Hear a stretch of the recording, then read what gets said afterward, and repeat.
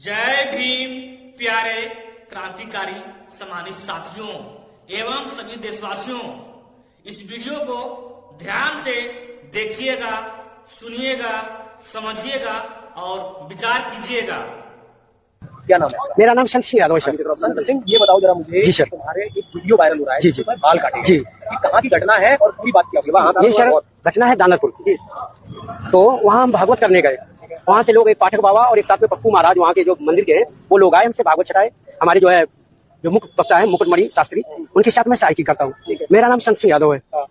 तो जब हम वहाँ गए तो चूंकि अछल्दा के पास का गाँव है, तो वहाँ लोगों ने ये पूछा कि आप, पहला श्लोक हो गया, भागवत भी शुरू हो गई। शाम को उन लोगों ने पता लगाया होगा, तो वो बोले कहाँ के रहने वाले? तो हमने कहा रहने वाले तो कानपुर के हैं। अछल्दा भी हमको हो गए 20 साल रहते रहते। क्या काम करते हो? तो हमने कहा पहले हम शिक्षक थे, स्कूल चलाते थे। क्योंकि जो मोदी सरकार आई तो उस समय प्राइवेट स्कूलों को बंद करवा दिया गया। इसके बाद फिर हम भागवत में लग गए। तो बोले कि तुम्हें पता चलता है कि चमार हो? हमने कहा हम चमार नहीं सर, हम यादव हैं। तो बोले कि आरडी दिखाओ। तो हमने कहा आरडी तो मिलाए नहीं, आधार कार्ड।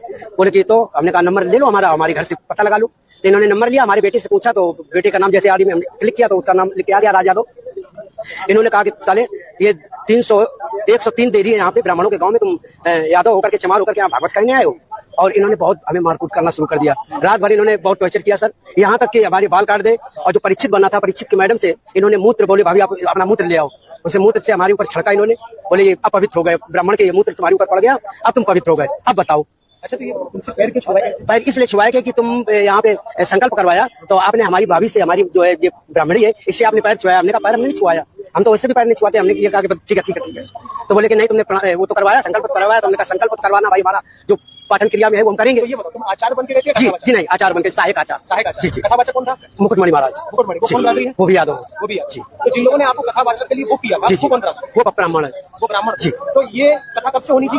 ये तारीख 21 तारीख से सर। 21 तारीख। तो क्या तुमने ये नहीं कहा कि जब ये लोग हमको बुला के लाए हैं, इन्होंने वो किया है, क्या उन्होंने जाके सब कुछ बताया हमने? तो बोले कि ये लेके आए, लेकिन तुम्हारी हिम्मत कैसे पड़ गई कि ब्राह्मणों के गांव में आए?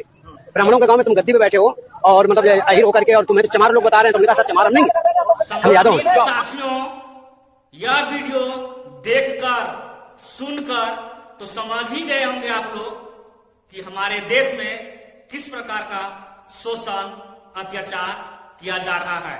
हमारे देश में बहुजन मूल निवासी समाज के लोगों के साथ किस प्रकार का व्यवहार किया जा रहा है, कैसा कैसा शोषण, अत्याचार किया जा रहा है। मनुवादी विचारधारा के लोग, हम सभी बहुजन मूल निवासी समाज के लोगों को दिन पर दिन रोज कहीं न कहीं अत्याचार, शोषण करते हैं। और यह घटना पहली घटना नहीं है, ऐसा घटना कितने घटना को अंजाम मनुवादी लोग देते रहते हैं। इस घटना से उन लोगों को विचार करना चाहिए, सोचना चाहिए, समझना चाहिए, जो अपने आप को क्षत्रिय समझते हैं। आगे आप लोग खुद समझदार हैं, समझने के प्रयास कीजिए कि मनुवादी विचारधारा के लोग किस प्रकार से हमारे बहुजन मूल निवासी समाज के लोगों के साथ अत्याचार और शोषण कर रहे हैं, करते थे और अभी भी कर ही रहे हैं। सिर्फ शोषण करने का नियम, तौर तरीका बदले हैं, लेकिन शोषण में कोई कमी नहीं हुआ है और शोषण पर शोषण हो रहा है। लेकिन हमारे बहुजन मूल निवासी समाज के लोग आपस में ही लड़ रहे हैं, बटे हुए हैं।